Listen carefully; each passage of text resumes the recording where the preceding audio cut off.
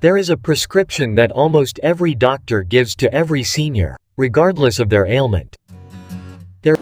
If you have high blood pressure, they say, go for a walk. If you have diabetes, they say, go for a walk. And if you have arthritis, they tell you that motion is lotion, and you must keep moving to keep your joints lubricated. Walking is universally hailed as the perfect exercise. It is low impact, it is free, and it is natural. We assume that because we have been walking since we were toddlers, we know how to do it correctly. We assume that walking is safe. But there is a silent epidemic filling the waiting rooms of orthopedic surgeons and physical therapists across the world. It is the epidemic of the ruined knee. Millions of seniors are unknowingly grinding their cartilage into dust with every single step they take. Ouch! Suffering from chronic pain and needing surgery not because they walked too much, but because they walked wrong. The terrifying reality is that walking is a highly complex biomechanical event involving hips, knees, ankles, and spine. When you walk with poor mechanics, you are not gently exercising. You are subjecting joints to repetitive micro-trauma. Imagine taking a hammer and tapping your kneecap 3,000 times a day. That is what a bad gait does. It creates a cumulative injury that destroys the meniscus and causes inflammation that no amount of ibuprofen can fix. In this guide, we expose the 5 habits that ruin knees and provide the stride correction protocol. We will break down the physics of the stride and explain how landing on your heel acts as a brake. And stay with me until the end for the step-by-step guide to retraining your brain and body. Before we dive in, hit that button and turn on the bell so you never miss another health tip made just for you. Part 1. The physics of the hinge. To understand why knees fail, you must understand the joint's engineering. The knee is primarily a hinge joint. It is designed to bend and straighten, not rotate like the hip. The knee is designed for stability, not for chaos. Inside, you have the femur, which is the thigh bone, sitting on top of the tibia, which is the shin bone. In between these hard surfaces are 2 pads of cartilage called the meniscus. It acts as a shock absorber. However, it is made of tissue, not steel. It can fray, tear, and wear thin. When you walk correctly, the force of the ground is distributed evenly across this pad. The muscles act as primary shock absorbers, taking pressure off the bone. But when you walk incorrectly, you bypass the muscles. The force travels directly into the joint. This is called ground reaction force. Every step sends a shock wave up your leg. If mechanics are poor, that shock wave hits the knee with a force 3 to 4 times your body weight. If you weigh 150 pounds, that is nearly 600 pounds of pressure hammering your cartilage with every step. Over a mile, you take roughly 2,000 steps.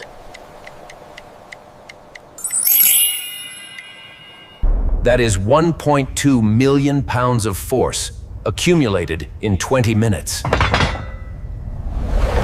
If alignment is off, that force is concentrated on a tiny area, wearing it down like a bad tire. This is why good intentions lead to bad outcomes.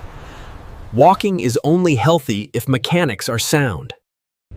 Part 2. Habit 1 regret. The overstride braking.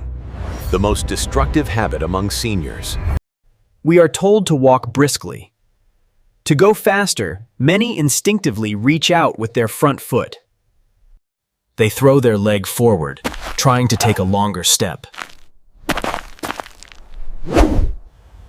Locking the knee straight and landing hard on the heel. This is a biomechanical disaster. When your foot lands far in front, you are creating a braking force.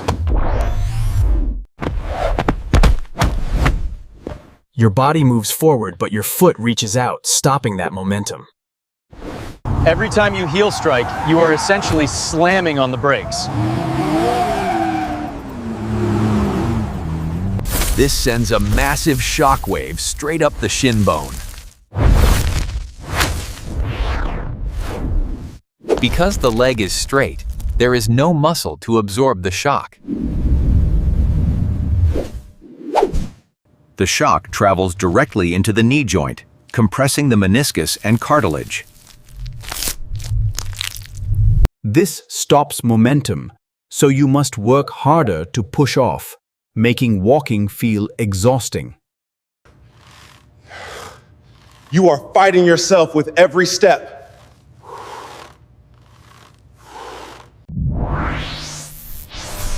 It also triggers a reflex, increasing tension in the lower back. If your shins hurt, knees throb, or back feels tight, you are likely overstriding. You are treating legs like stilts pounding pavement instead of wheels rolling over ground. Part 3. Habit 2. Stiffest, the locked knee. Closely related to overstriding. Specifically during the stance phase, when your foot bears your full weight.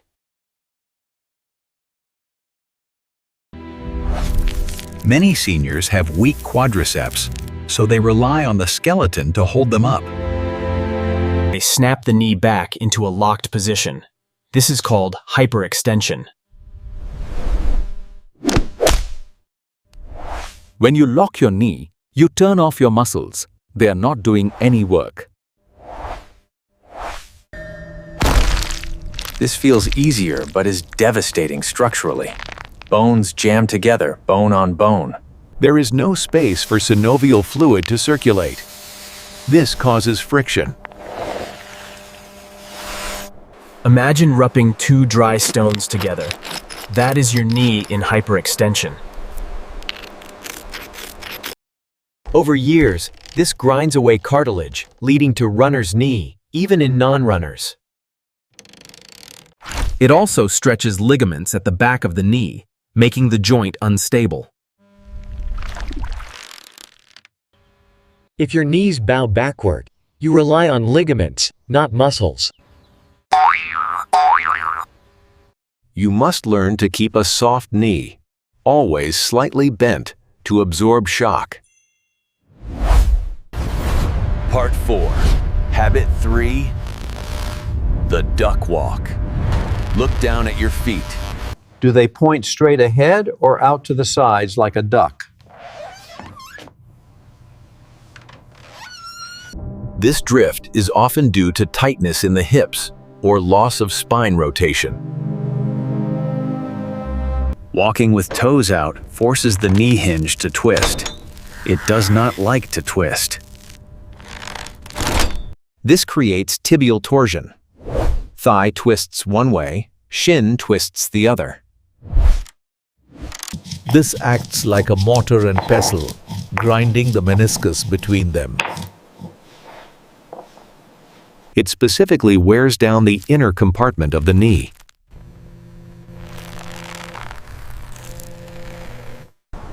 This causes bow legs.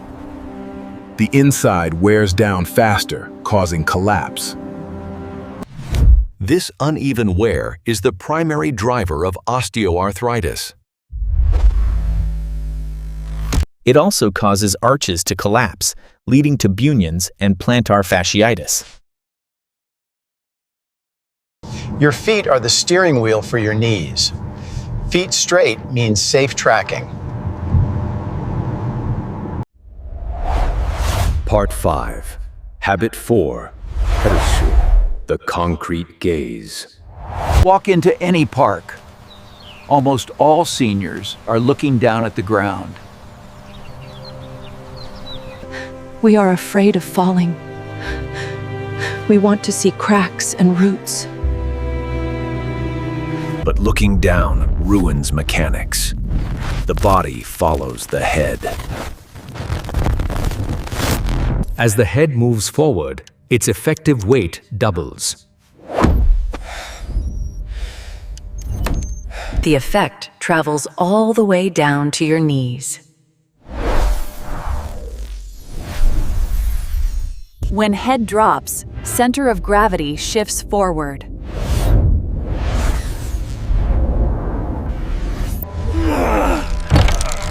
To stop falling, hips tilt back and knees bend under tension.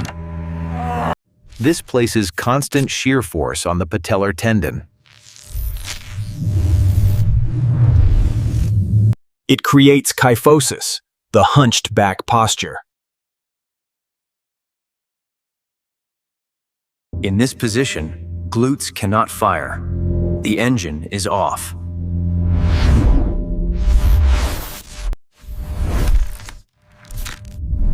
You overload knees with leaning torso weight. Scan with eyes, not neck. Keep head stacked. Part 6. Habit 5. Flavind gluteal amnesia. The invisible habit. Most seniors walk using only quads. Glutes have forgotten how to work. Because we sit too much. Sitting puts glutes to sleep. Gluteus maximus is the largest muscle. It pushes leg behind you.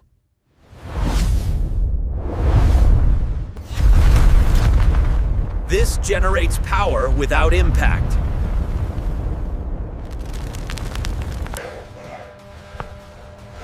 If glutes sleep, you pull yourself forward with quads. Difference between rear-wheel drive and front-wheel drive.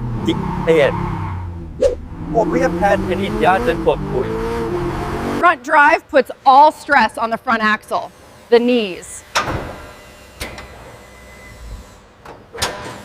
Glute failure causes valgus collapse.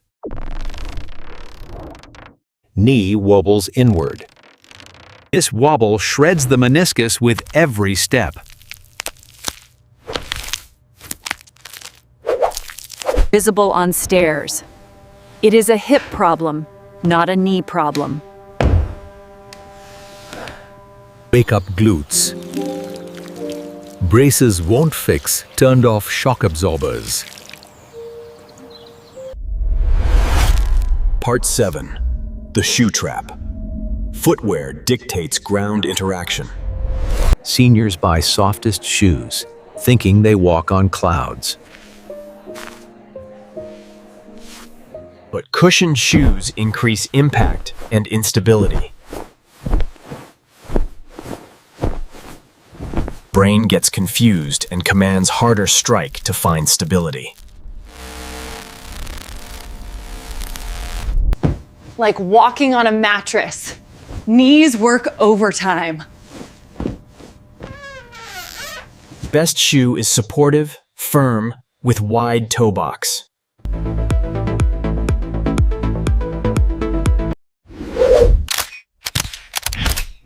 Avoid heavy boots and flimsy flip-flops. Part 8. The signs of destruction. Are you hurting yourself? Pain under kneecap or inside knee is obvious. Ouch. Check soles. Worn heel means overstriding. Inner toe means duck walk. Listen. Slap, slap sound is bad. Healthy walk is silent. Puffy knees mean inflammation. Part 9. The stride correction protocol. Train the allies. Step 1. The short stride. Stop overstriding. Take smaller steps. Imagine walking on ice. Keep feet under body. Stops braking force. Land on midfoot. feels like shuffling but removes shock.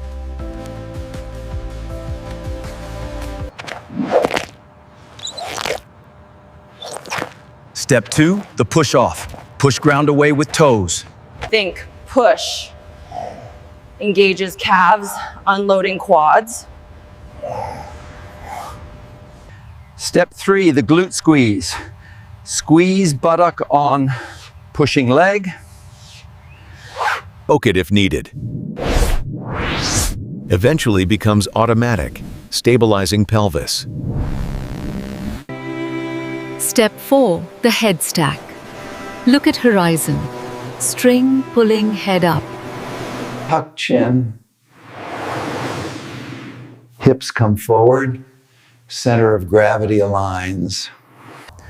Step 5, the straight foot. Point toes straight like on tracks.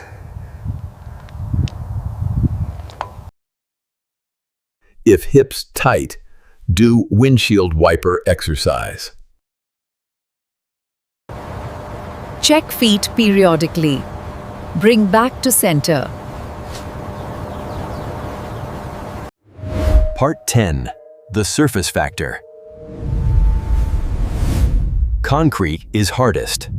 Dirt or grass is best. Forces stabilizers to work. Avoid treadmills. Belt pulls leg, glutes sleep. Part 11. The walking stick. Use Nordal poles. Takes 30% weight off knees. Promotes posture. Full body workout. Walk further and faster without damage.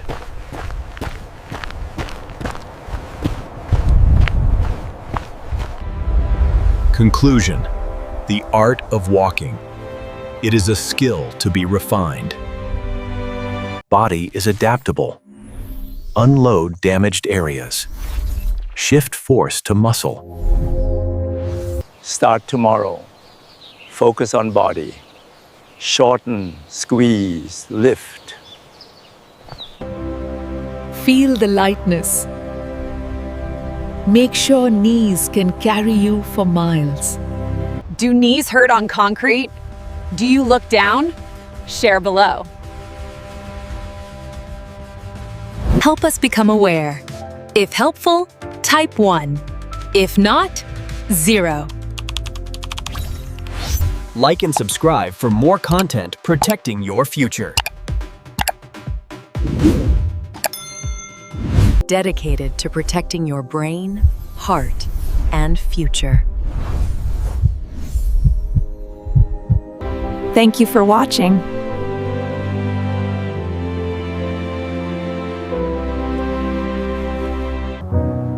And take care of yourself.